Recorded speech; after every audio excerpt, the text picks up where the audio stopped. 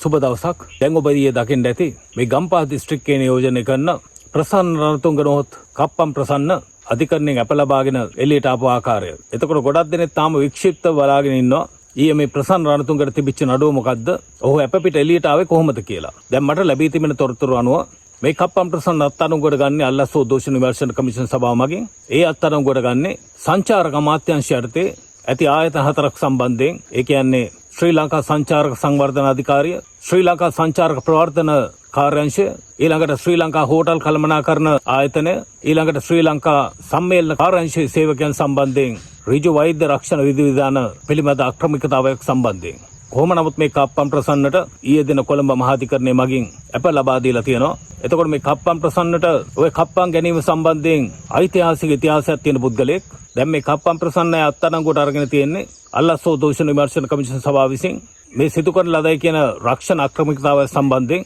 ඉතින් මේ කප්පම් ප්‍රසන්නය විතරක් නෙමෙයි, ඔය අර්ජුන රණතුංගගෙන් උනත් ප්‍රශ්න කරන්න ඕනේ. ඔය අර්ජුන රණතුංග ඔය වරාය බාරව ඉන්නකොට ඒ වරාය යටතේ තිබිච්ච ආයතන වල රක්ෂණය බාර දුන්නේ කාටද කියලා. එතකොට ඒ වරාය යටතේ තිබිච්ච ආයතන මොන රක්ෂණ ආයතන යටතේ රක්ෂණය කළේ? එතකොට ඒ රක්ෂණ ආයතනයට අර්ජුන රණතුංගගේ ඇති සම්බන්ධය මොකක්ද කියලා. ඉතින් ඔය රණතුංග පවුල ගත්තොත් පවුලේ 4-5 දෙනෙක්ම ඉන්නවා දේශපාලනයට සම්බන්ධ.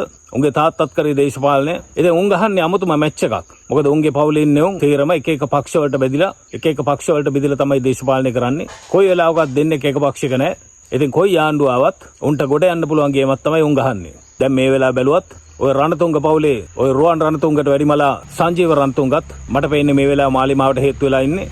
මොකද කොහෙන් ගියත් ඔය රණතුංග පවුලේ එකෙක් කොයි වෙලාවෙත් ඒ බලයේ තියෙන ආණ්ඩුවට ජැක් එක ගහගෙන ඉන්නේ. මොකද එතකොට තමයි අර තමන්ගේ සහෝදරයෝ ආරක්ෂා කරගන්න පුළුවන් වෙන්නේ. පහුගිය කාලේ නම් එහෙමයි. හැබැයි දැන් සංජීව රණතුංග විතරක් නෙමෙයි, උන්ගේ මුළු පවුලම මාලිමාවට හේතු වුණත් දැන් වැඩක් නැහැ. දැන් කොනක ඉඳලා අහු වෙනවා. දැන් ওই කප්පම් ප්‍රසන්නය කප්පම් ගැනීම සම්බන්ධයෙන් අධිකරණයේ වැඩිකාරය වුණාට පස්සේ මූට නියම වෙනවා. මට මතක හැටියට අවුරුදු 2ක බරපතල වැඩ ඇතුව සිරදඬුවම්.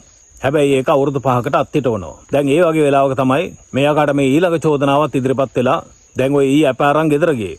ඉතින් මුන්ගේ හොරම රකන් දූෂණ වංචා සේරම කරගන්න හොතම තෝතන්නක් තමයි ඔය මහින්ද රාජපක්ෂගේ ආණ්ඩුව. මහින්ද රාජපක්ෂ ආණ්ඩු කරන කාලේ මුන් ගැහුවා ගැහිල්ලක් ලොයත් නැති වෙන්න.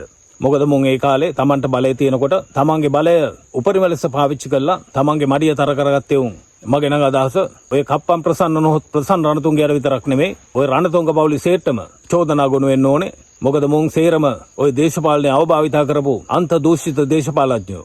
කොහොම වුණත් ඔය ගෝඨාභය ගෙදර යවන ඔය අරගලේ සම්දිස්ථානයක් උනේ මේ කප්පම් ප්‍රසන්න නොහොත් ප්‍රසන්න රණතුංග කියලා මට හිතෙනවා.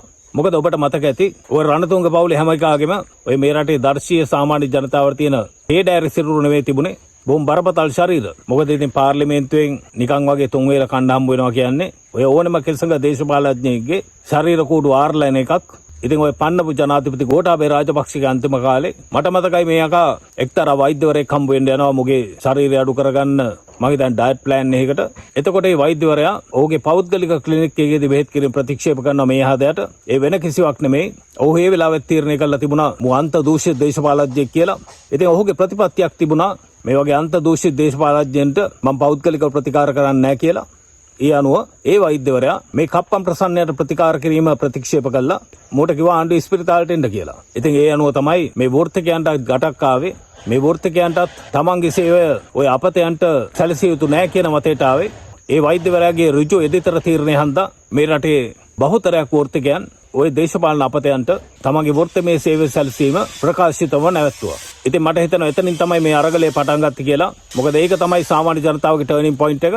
මේ වගේ අන්ත දූෂිත කප්පම් ගන්න දේශපාලන අමනයන් මේ වෘත්තික ප්‍රතික්ෂේප කරනකොට රටේ මිනිස්සුත් මුංග ප්‍රතික්ෂේප කරන්න පෙළවෙනවා. මුන් තමයි රට හෙනයක් වෙලා හිටියේ. මුන් මේ රටේ මිනිස්සුන්ගේ සල්ලි මංකොල්ල කාලා හොරා කාලා කප්පම් අරගෙන ගොඩ ගහගෙන තියෙනවා නම් ඒව නැවත රාජ්‍ය භාණ්ඩාගාරයට එක් කරන්න ඕනේ විතරක් නෙමෙයි. මුන් අනිවාර්යයෙන්ම හිරගෙවල් වල කොටු කරන්නත් ඕනේ.